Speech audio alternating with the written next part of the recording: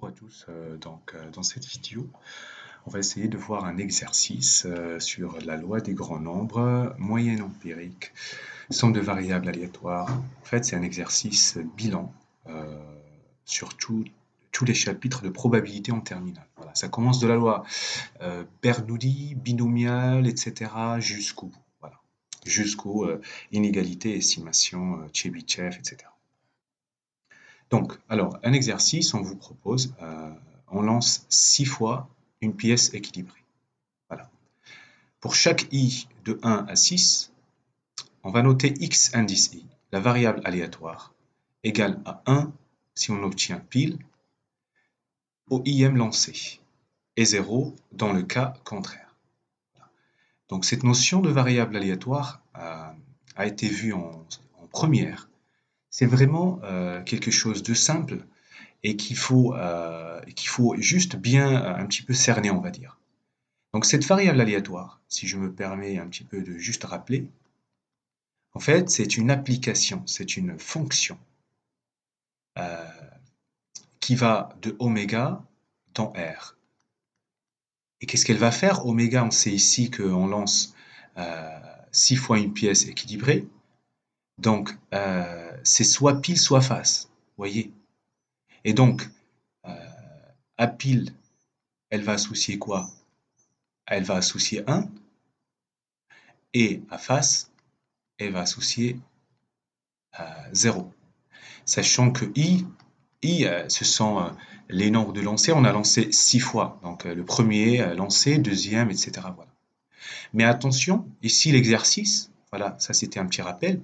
L'exercice, on vous dit que xi, c'est la variable aléatoire égale à 1 si on obtient pile au ième lancé. Vous voyez? Donc x1, c'est la variable aléatoire qui va être égale à 1 si j'obtiens pile au premier lancé. Voilà. Après, l'idée derrière, vous voyez, c'est toujours quelque chose de classique, on va dire.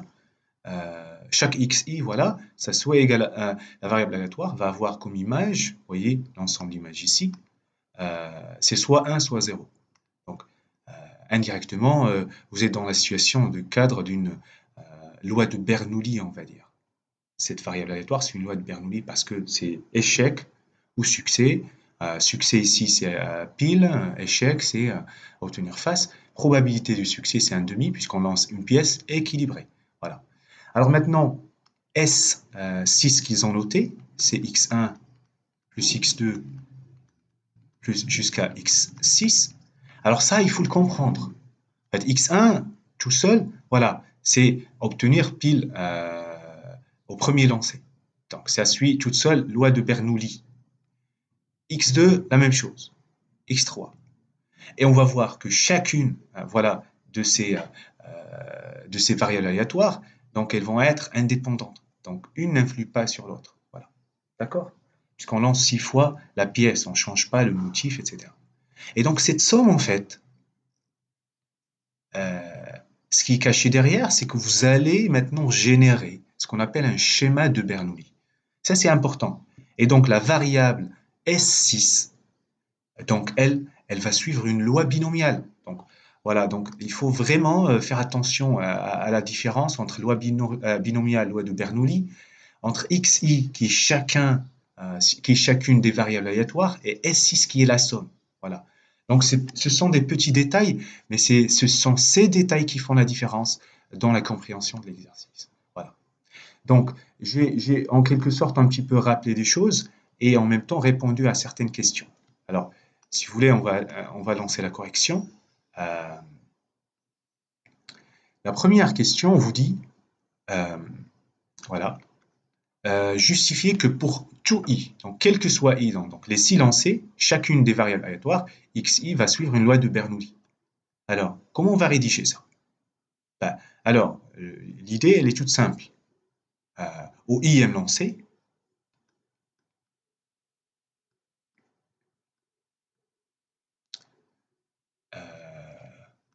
qu'est-ce qu'on peut écrire? On a euh, deux issues, pile ou face. Très bien. Alors, la variable aléatoire, aléatoire, xi, prend deux valeurs. Va prendre deux valeurs. Donc xi égale à 1 si on obtient si pile, c'est bien ça, et 0 sinon. Donc le succès, vous voyez, donc succès c'est pile, probabilité du succès petit p égale 1,5, et échec c'est face, probabilité de l'échec c'est q, c'est 1 moins p, et c'est 1,5. Bilan, voilà, xi, comme vous avez l'habitude de l'écrire, suit une loi de Bernoulli, de paramètre 1,5. Voilà. Donc, on va dire, voilà, on a donné toutes les informations. Et ceci, alors, là, c'est pas encore fini, et ceci, pour chaque i dans 1, 2, 3, jusqu'à 6. Ça veut dire les silencés. Et pourquoi ceci est vrai? Parce qu'en fait, on lance la pièce de la même manière et de manière indépendante, on va dire. Ça n'influe pas sur le deuxième, etc. Voilà.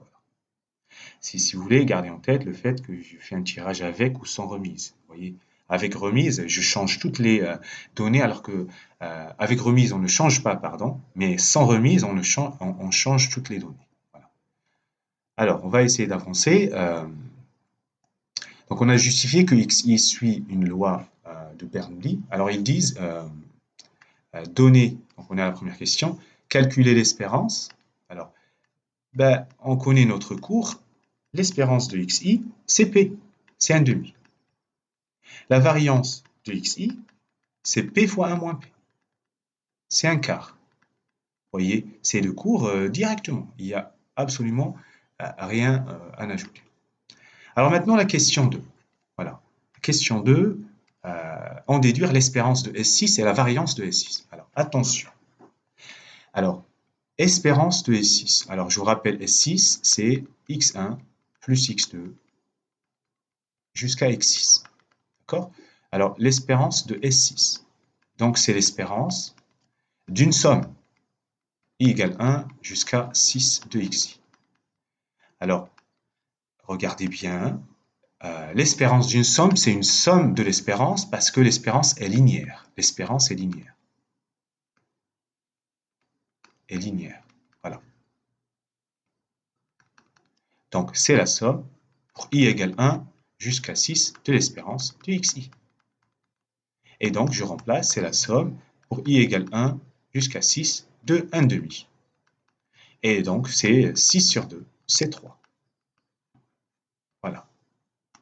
D'accord? Donc, ça, c'est la première des choses. Maintenant, on veut la variance. Alors, la variance de S6, alors, là, il faut un petit peu réfléchir. La variance de S6. Donc, c'est une variance d'une somme. Très bien. Mais attention, la variance d'une somme, ce n'est pas la somme de la variance. Du moins, ce n'est pas toujours vrai. Ça veut dire que si les variables aléatoires ne sont pas indépendantes, bah, c'est faux. Or ici, xi, x1 et x2 sont indépendantes. Donc attention, point vraiment important, la variance n'est pas linéaire. N'est pas linéaire. Voilà. Voilà. Mais si les variables aléatoires sont indépendantes,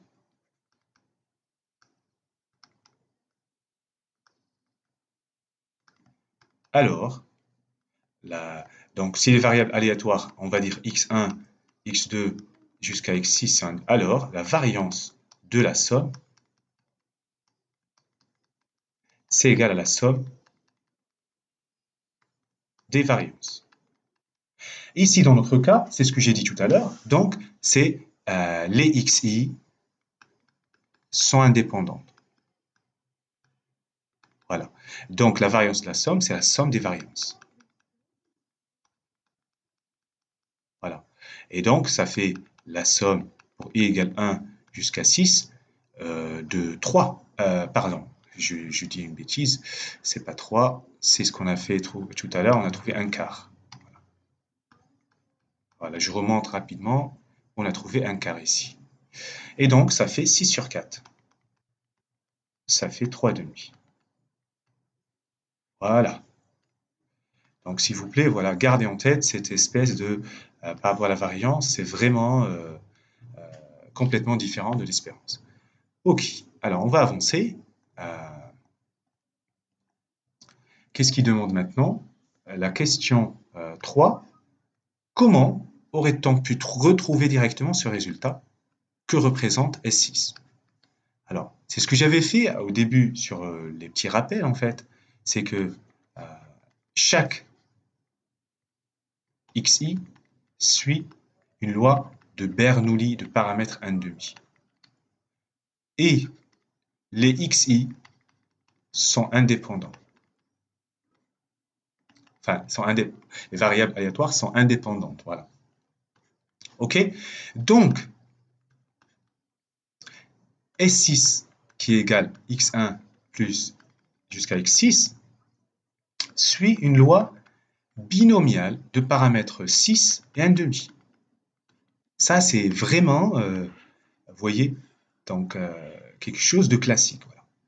Chaque xi, au début, on a suivi la même loi. Donc, c'est ce qui remplaçait le mot identique et indépendante, parce que le fait que les variables soient indépendantes. Et donc, S6 suit une loi binomiale. Or, S6 suit une loi binomiale, l'espérance de S6, c'est n fois p, et donc c'est 6 fois 1,5. Ça fait 3. Et la variance de S6, c'est np fois 1 moins p. Ça fait 6 fois 1,5 fois 1,5. Ça fait 6 sur 4, ça fait 3,5. Vous voyez? Donc on a pu retrouver les résultats et tout va bien. Alors, la deuxième partie, que représente S6? S6, puisque c'est la somme des xi. Très bien. Mais chaque xi, ça vous donne si c'est pile ou face. Donc, quand vous faites l'addition, c'est juste S6, ça donne le nombre de piles. Le nombre de piles au cours des silencés. Voilà. Ça, c'est important. Il ne suffit pas de dire que c'est la somme des variables aléatoires. Ça, vous êtes en train juste de traduire ce que ça veut dire. Mais réellement, ça va donner le nombre de piles. Voilà. Alors, on avance tranquillement. La question 4, on vous dit, donnez un majorant de cette quantité. Alors, je pense que dans cette partie, dans ce chapitre, surtout à la fin, estimation, inégalité, vous voyez quelque chose comme ça, vous pensez à l'inégalité de Buniamid-Chebyshev. Voilà. Si vous voulez, on peut faire un rappel. Voilà. Qu'est-ce qu'elle dit, l'inégalité de Buniamid-Chebyshev? Elle dit que la probabilité que une variable aléatoire s'écarte de son espérance d'au moins une variable, on va dire, d'une valeur delta est inférieure à la variance, d'accord, sur delta au carré. Voilà. Donc, on va remplacer. Donc, ici, on a la probabilité de S6 moins 3. Et vous doutez bien, vous avez bien vu que ce 3, c'est bien l'espérance de S6. Regardez, c'est ce qu'on a trouvé ici. Vous voyez, c'est l'espérance. Alors, donc, ils veulent une majoration. Donc, ça, c'est inférieur ou égal à la variance de S6, d'accord, sur 4. Alors, si certains, et je pense que c'est beaucoup plus, on va dire, pédagogique, vont réécrire ça de la forme suivante. C'est la probabilité que S6 moins l'espérance de S6, voilà, supérieur ou égal à 2. Voilà, comme ça, ils se mettent dans le cadre de l'inégalité de Winowitz-Lutjev. Mais l'importance de tout ça, la rigueur, vraiment, ça vous permet de comprendre et ne pas juste remplacer et faire des calculs. Parce que des calculs, vraiment en soi, on n'a pas besoin. Il faut comprendre l'idée derrière. Donc, la variance de 6, on a trouvé juste ici, c'était 3 demi. Donc, je remplace par 3 demi. Et le tout sur 4. Donc, vous êtes d'accord que c'est 3 sur 2 fois 4, ça veut dire 3 sur 8. Voilà. Et donc, on a donné une majoration sur le fait que la probabilité que l'écart entre S6 et son espérance, que cet écart soit d'au moins 2 est inférieur à 3 sur 8. Voilà. Alors maintenant, on continue un petit peu le chemin. Alors, qu'est-ce qui demande à la question 5? La question 5, c'est quelque chose, voilà, c'est une suite logique de ce qu'on a commencé depuis le début. On va s'intéresser à M6. M6, c'est quoi? M6, c'est S6 sur 6. Ben, en fait, c'est quoi? C'est une fréquence, une moyenne, si vous voulez. Mais c'est ce qu'on appelle, que représente M6. M6, c'est la moyenne empirique. M6, c'est la moyenne empirique. Voilà, empirique. Voilà. Et donc, on est en train de petit à petit de s'approcher un petit peu de la loi des grands nombres. Voilà. Qu'est-ce qu'il dit, hein? La moyenne empirique est, va tendre vers une valeur constante qui va être la probabilité. Et dans tout ce qu'on est en train de faire, on est en train de...